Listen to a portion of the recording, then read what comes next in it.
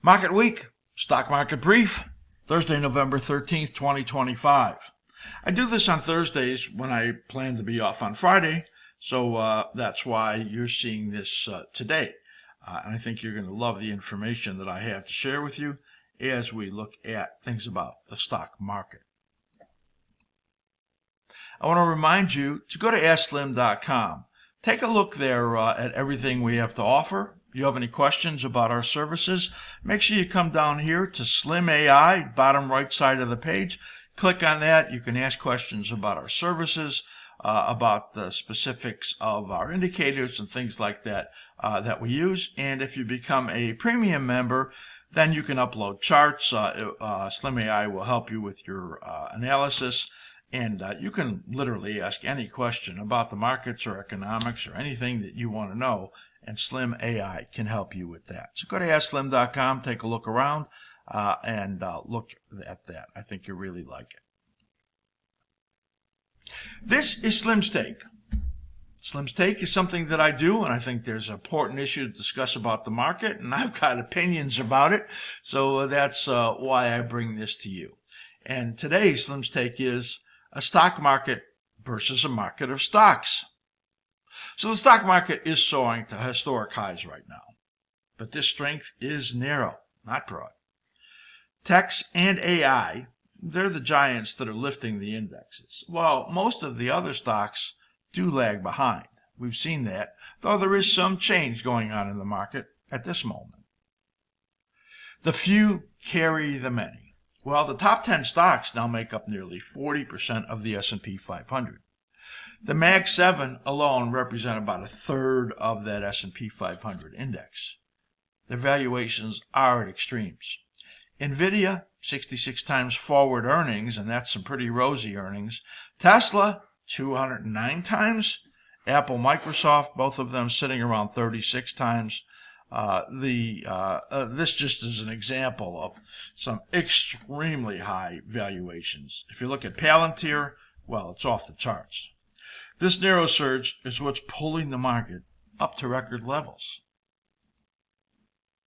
But there is fragility at the peak. When concentration peaks, well, then risk rises.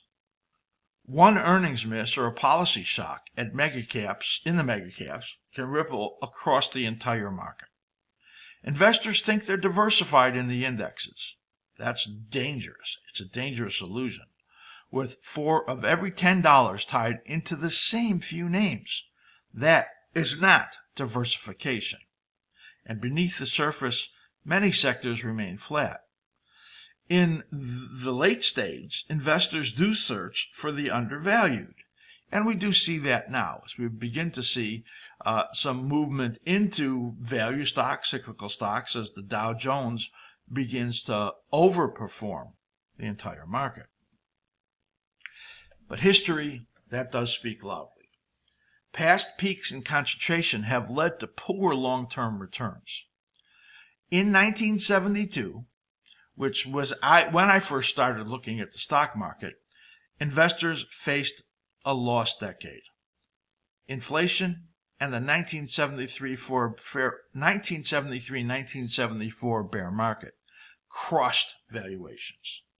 The S&P 500 delivered negative real returns for the next 10 years. I can tell you that was the period when investors got so disillusioned, so many didn't even want to look at the stock market.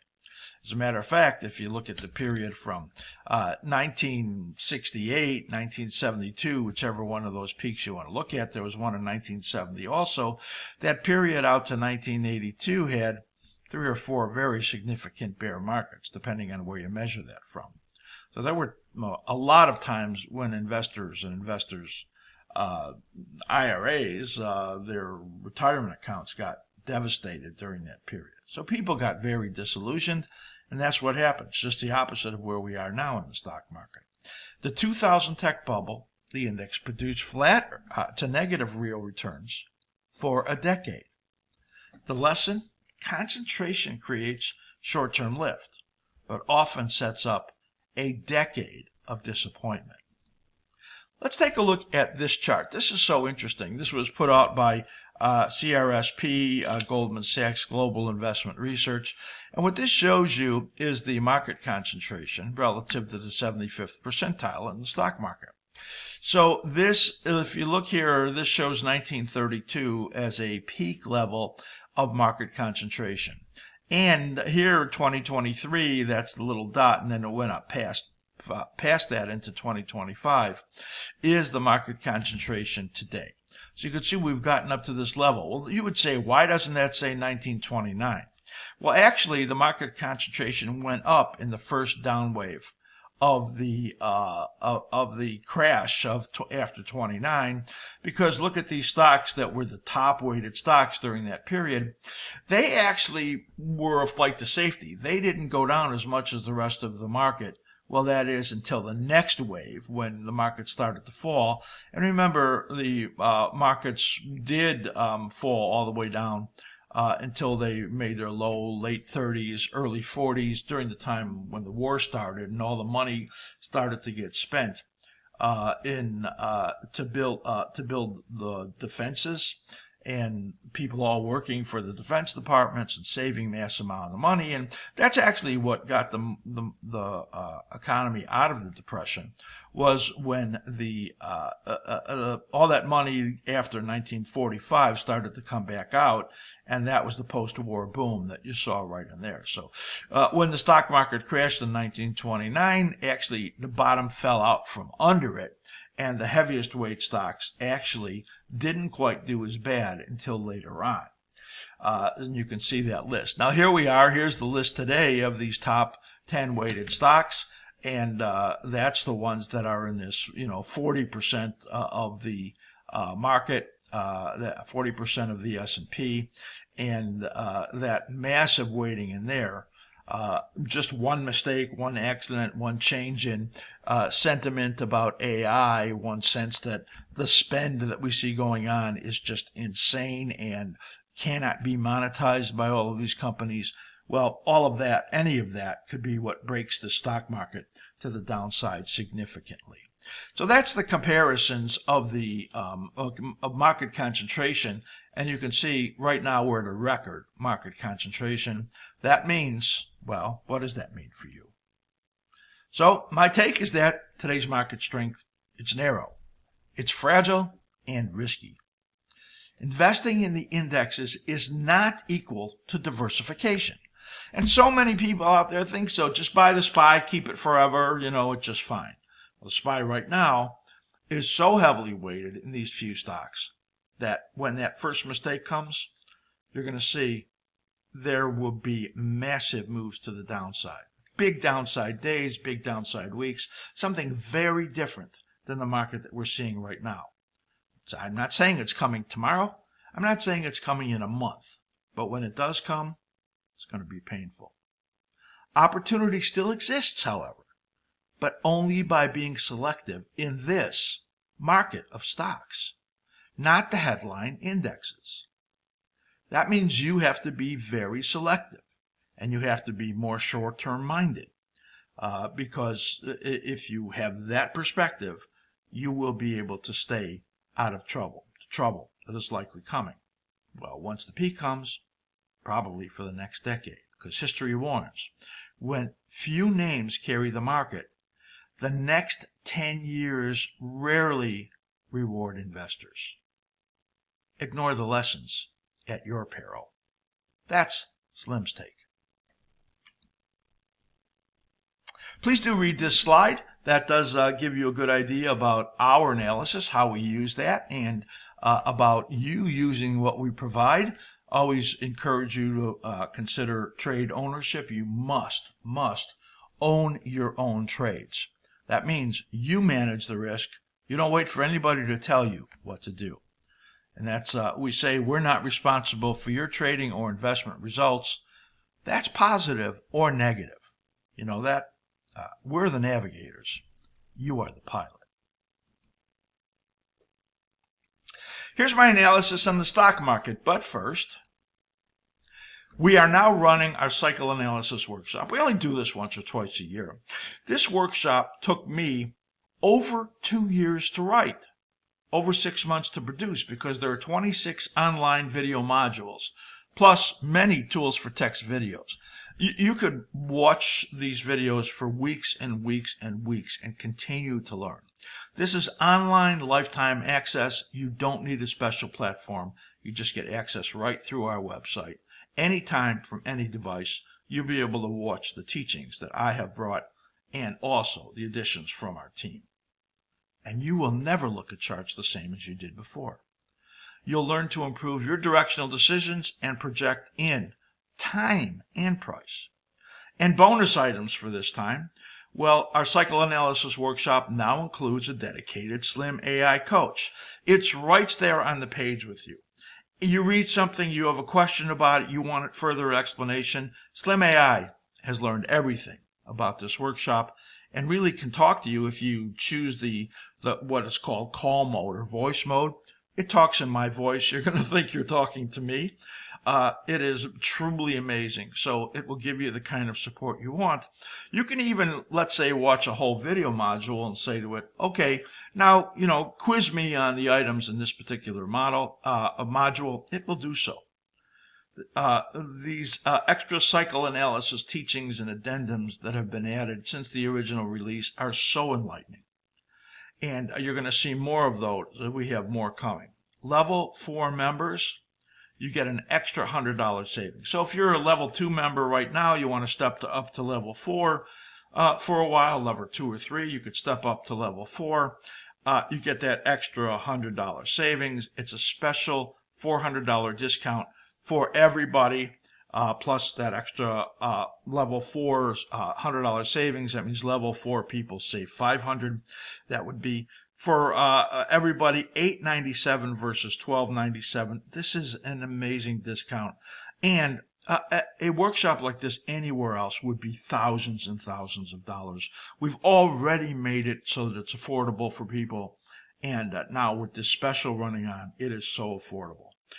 So please, if you have any questions, contact Matt at askSlim.com, and he will send you the special discount links if you are a level 4 member, or you can just go up to the top of our website and you see right there where it says save $400 on the workshop. Go there, it gives you more information, and the sign up link is right there. So that's really extremely important for you. If you want to learn cycle analysis, there is no better way than doing it by investing in this workshop. All right, stock market, our stock market brief here for Thursday, November 13th. I'm doing this unusually early during the day. It's about 10 a.m. Eastern time. So the charts you're going to see are that early during the day. Remember, I don't do a market week once a month on Fridays, so that's why I do this on Thursday. For this week, the market gained on strong rotation into value in cyclical stocks. The government shutdown ends at a record 43 days, and it didn't matter, and they didn't accomplish anything. By January 30th, 2026, Congress needs to pass a full-year appropriations bill. If not, yes, we all go through this again because the government will shut down again. Tech AI stocks, they're mixed. There were some rebounds after big pullbacks. In financial and healthcare stocks, they're the top performers for the week. Energy was weaker. So it's those financials and healthcare stocks that lifted the Dow. And the character of the rotation has changed. The Dow moves to that record over 48,000. Basically, the small caps were ignored. That's not the kind of rotation that we've seen. It's also a much narrower rotation. And it just speaks to the fact that while this gain in the market was very narrow, and if you didn't watch Slim's take earlier in the show, go do that now. This is a different kind of rotation going on. And it's not going to be able to be sustained if you can't spread it past just a few Dow stocks. First 4 days of the week, we saw the S&P 500 and the NASDAQ up just right around 1%. And the market's selling off right now as I'm starting to do this show. So it may be just under 1% now. The Russell up about 0.6% or less. The Dow up around 3%. So again, that's at 10 a.m. Eastern time here on Thursday, November 13th. So now let's take a look at the analysis on the stock market. We'll look at the Russell. And I want to look at the Russell because we just talked about the weakness that we see in there and how it's not participating in the rotation that lifted the Dow. We'll look at the S&P 500 and the VIX cycle analysis because the VIX is showing me a time frame coming up here that it could be a pop. In implied volatilities, of course, that would align with a drop in the stock market. And we'll look at our level 4 indicators on the askSlim MCM Pro, which if you become a level 3 or 4 member, you can then have that amazing application. So let's take a look here as we look at the stock market, and we'll switch over to the charts. So this is the Russell. We're going to start at the Russell, and for those of you that are brand new to our analysis, what we're looking at is a weekly and a daily chart. So I'm going to look at the weekly first and show you these cyclical rhythms in here, these alignments. So we're looking at actually 3 different cycle rhythms in here. And you can see that the larger one right over here, this is one we just put in recently in the last month, that shows a 37-week or 37-bar cycle. So you can see where the low came right in this area here, and where it came right around over here and right around over here, and it projects to another low somewhere over here, which is in alignment with that minor cycle. You could see an intermediate length. There's that trough right over there. There it is lining up at the 37-week here, and here it is right there. You see this dip right over there came right in this time frame right here. What does that point to? Well, that points to the fact that this big dominant cycle right over here, which has brought some sizable downside moves. I mean, if you look here, this was from around 2285 down to about under 2,000, about 300 points. So that was what, 12-13% right over there in just that brief couple of weeks. Here, of course, this was a major bear market that we had during that time. When all 3 trough together, that's a time when the market can fall pretty hard. And here you see right over here where that minor cycle is in alignment right there with that dominant 37-week. And how that aligns is that somewhere in here there's likely to be a decline. Now, we'll have this labeled as a period of risk right over here because we're in this period where this dominant cycle is coming down and that minor cycle is coming down. Now, I want you to note, look at the where this momentum positive signal came right over there. You can see, and even during this minor corrective period, that still stayed positive. This is the reversal scout, a level 4 indicator here at askSlim. Now I want you to see the reversal scout rolling over. When the reversal scout rolls over, it's a warning that dominant forces are beginning to push down. In this case, for the Russell, or for the smaller cap stocks, which have been the leaders in a lot of these rotational moves, they're weakening. And you can see in here where it turned weaker here, you had a big decline. You had a rebound here on the minor cycle, and then it turned lower again, and that led the way on the downside to that huge break that we had there in the Russell. Now, where does this point to? Well, you see this low right over here. That's at 2380, 2379. That is very likely to be taken out. I'm showing a pretty modest decline here to that 23%. We're looking at the minor cycle. The more dominant cycle looks like it could push it all down to about 2235. That would be another 200 points or another 8 or so percent on the downside. And even these areas over here are a potential, which is 2138 on the downside. So this has turned down. That warns that the pressures from the dominant cycle are pushing to the downside. That is going to affect the market overall. And I'll show you that as we look at the S&P 500 also, how that aligns. So here's the daily cycle patterns here in the S&P 500. Now, these are about 17 bars, 17 days. And that's a shorter time frame than we see in several other indexes, the S&P 500, the NASDAQ, the FEZ, which is the 50 heavyweight stocks in Europe. A lot of indexes do align with this shorter time frame in here. But what's happened now? You can see in here the reversal scout turned negative also on the daily, which is a warning. You can see on here the slim ribbon, PO, which is fantastic. Gave all of these bullish signals right over here. The arrows mean momentum is turning positive again. Fantastic. Look what happened here. It turned negative right over here and now has given a downside momentum signal as the market turns down again. Also, our option bias indicator, which was green, it turned neutral here and then green again, said keep your option positions biased on the long side. This is the first negative signal since April 30th. So it kept you on the long side the whole way, but now it's giving you downside warnings. So we watch for all of these things because our analysis is very much in depth. Look at what happened. This rising phase failed in the sell zone. Why is that a sell zone? It's a sell zone because the intermediate gave us information it turned negative. That when this cycle here configured negatively, it says to me that could only happen if the pressure from the longer cycle on the weekly was pushing so hard that it creates a resistance level that it's likely to fail from.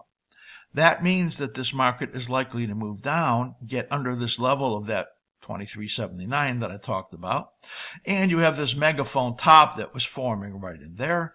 Typically the megaphone top fails in resistance when it tries to get back up, and you can see that the cycles actually do form head and shoulders. That's why they happen, as you can see with this right shoulder forming. It's a little premature, but you get the idea. Momentum negative here.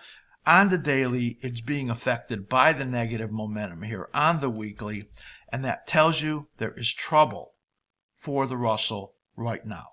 And that big move and that sustained move that we've seen in the small caps is likely over.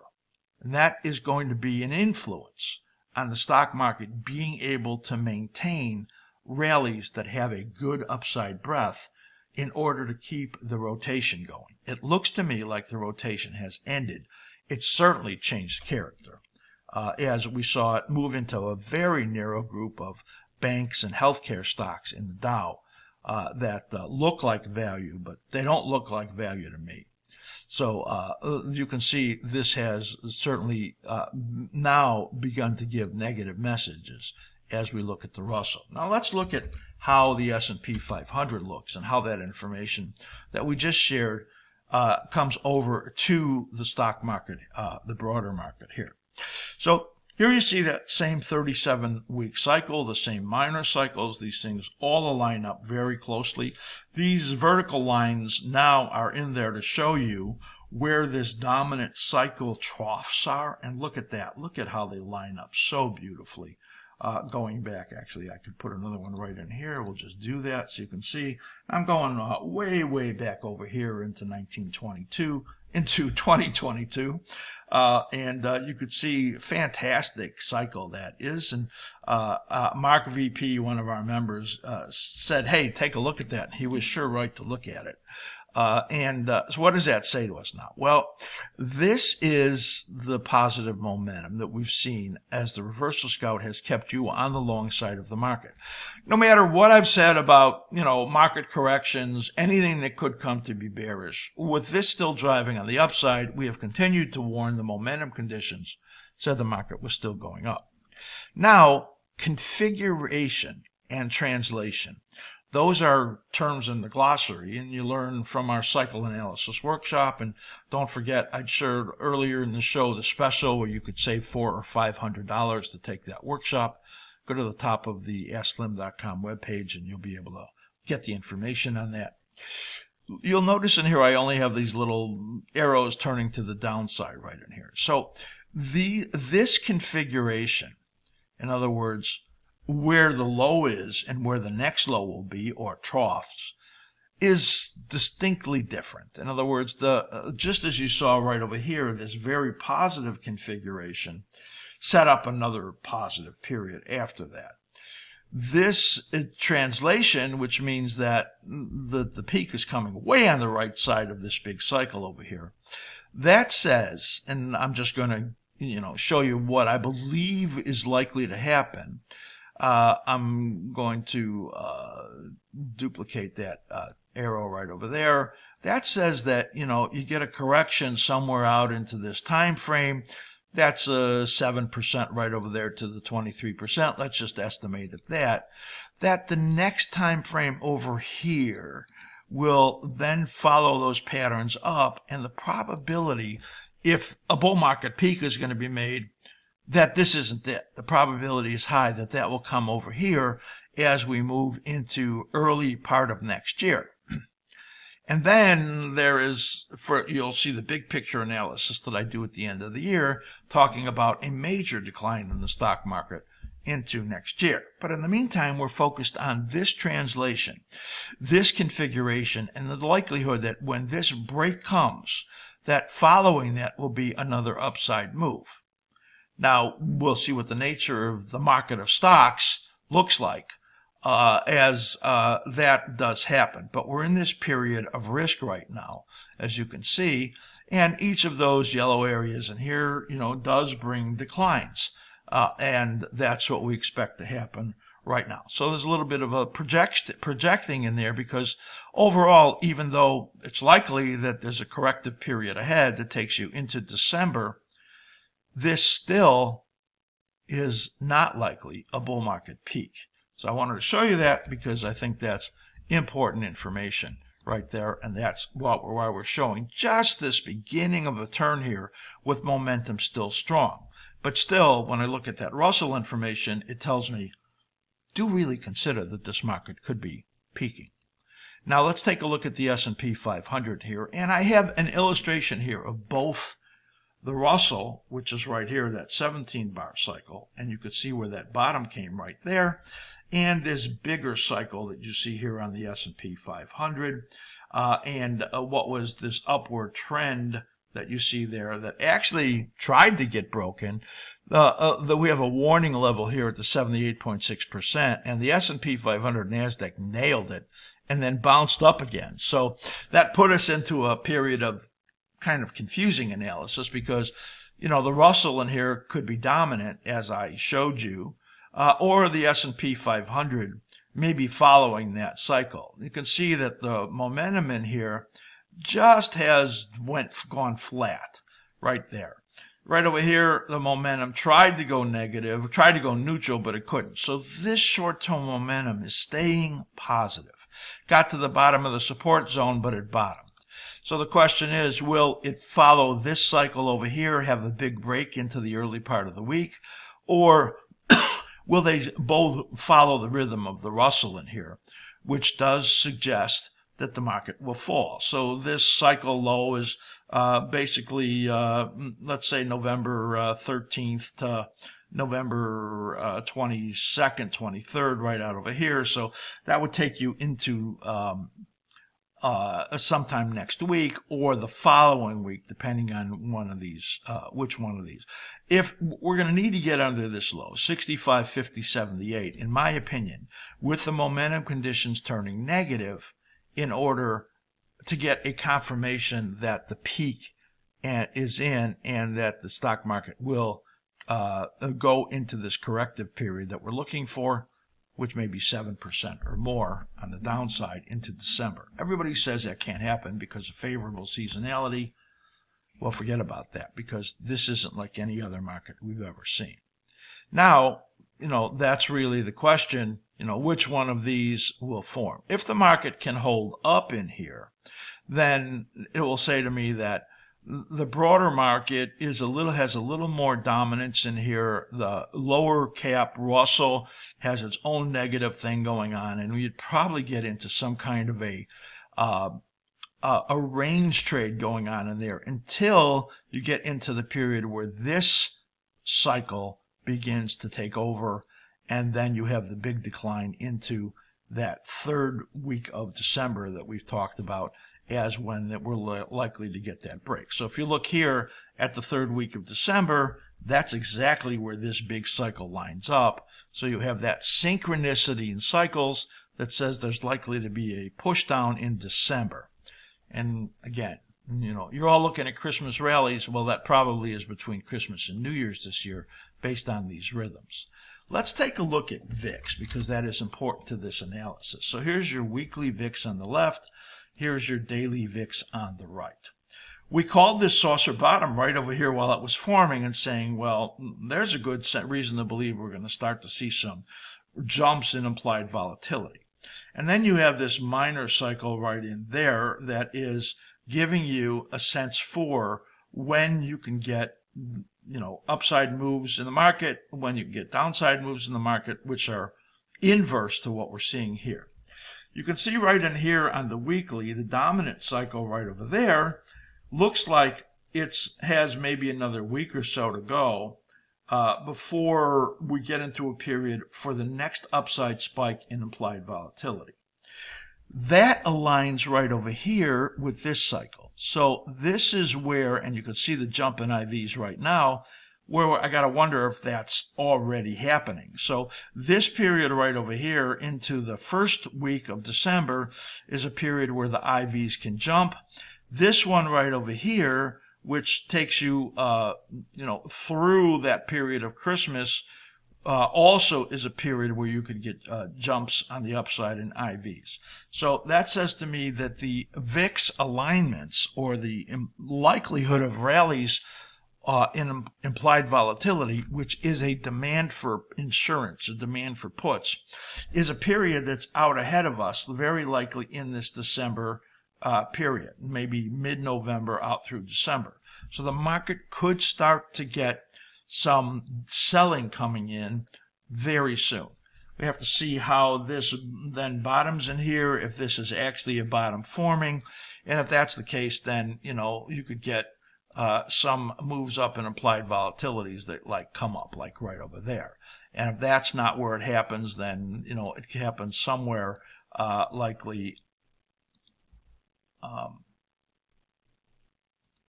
out somewhere in this next cycle period out over there. So one of these periods in late November or in early mid-December are periods where there are likely to be big upside spikes in implied volatility that then aligns with declines in the stock market. So that's the VIX and how that aligns with the S&P 500. Now, what I want to do is I want to now take a look at our market condition monitor, which again is a level 3 and level 4 application. Here it is right over here. Now, you can set alerts in here, and it will, set up your notifications, and it will then, if you download our notification platform right on your PC, it will send you messages and let you know when certain occurrences happen. Let's take a look at the intermediate right here now, which I showed you what was happening on the IWM, or the Russell. Look what's happened in here. On the intermediate term, the IWM has turned slightly bearish. That's after months and months and months of bullishness. And IWM needs to be a leader on the upside for this market to move up with expanding breadth. Well, that's not what's happening. And you can see there right there.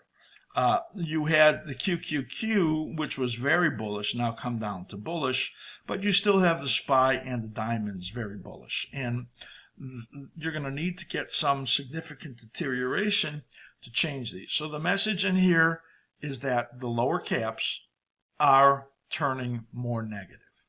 If I switch over to the short term, and you could see intraday there, that's only available to level 4 members. Level 3 members get these top 3. You could see the short term right over here, and you could see something also similar. While you have the S&P 500 and the diamonds at very bullish, that's the Dow, you have the QQQ at slightly bullish, and the IWM is neutral. So on the short term, even, you can see that the information off of here is that you're not getting the leadership from the bottom of the market, and that would be the Russell. Let's take a look just at the near term, which is information for just a few days. These are for short-term swing traders, option traders if you use this. You can see in here what's happened is they've all now downgraded to neutral. And I can pretty much tell that if the market give some more ground today. And while I was doing this recording, the S&P's slipped from down around maybe 20 points or 15 points to hitting as low as minus 50 so far. So there's some deterioration going on here. And just for those people that are intraday traders, if you're a level 4 member, you can see what's going on right over here. And of course, our day trader service is incredible. You have to try that if you're an intraday trader, because it's just going to give you some absolutely fantastic information. It is just loaded. There are 2 cockpits there. Matt does just incredible work. I mean, he is just a master at putting this together, and you can just see how fantastic it is. Go try out our day trader service. It is just unbelievably good. So wanted to show you that. That is what we're looking at. Let's just take a look at some of the key stocks in here on the short term and see which are in the most bullish condition and which are in the most bearish condition. So here you could see Dominion Energy. Interestingly, that's a utility. General Electric, Electronic Arts, Cisco, Nucor, the gold market, of course, which has turned up significantly. I'll be putting up an update to our charts for our members in the gold market in the next day or two. Disney, very bullish in there. It beat on, it had less of a decline in subscribers, actually. You have EXPD, XPO, all of those very bullish. I'll just go down here until very bullish ends. And you can see, of course, the emerging markets and the FDX, UPS. Those are all very bullish, as you could see. Apple, restaurant bans. That's interesting because the restaurants really are in very, very bad shape around this country. Hecla Mining, that's a silver stock. Coca-Cola, AstraZeneca in that healthcare group that's done very well.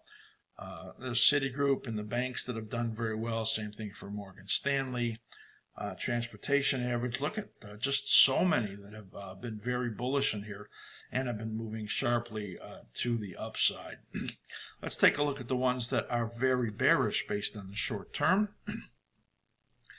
And there you go, those restaurant stocks. Cheesecake Factory, very bearish. You have Super Micro Computers, SMCI. That one's had trouble. Domino's Pizza, another one in the restaurants. Caesars Entertainment. Anybody see the devastation that's going on in Las Vegas? I mean, there is just a collapse of visitors there into Las Vegas. There you could see very bearish Bitcoin ETF. We've been very bearish on Bitcoin. I think it's going well under 100K very soon. We've been very bearish on Strategy, MSTR. That one has been spot on as it's collapsed. Here is Meta. Why is that turned bearish? You know, in this, it's the first one to really turn down in this AI category. It's because their spend is just absolutely outrageous, and their ability to monetize that is likely going to be a big issue. I believe that very soon, when you talk about how the money is going to get financed, that that OpenAI is going to spend. And some of these other AI stocks, that's the accident waiting to happen, where the stock market really does start to move down. Here's some other very bearish ones right in here. Wendy's, another restaurant stock that has many, many stores that are going to be closed in the next year.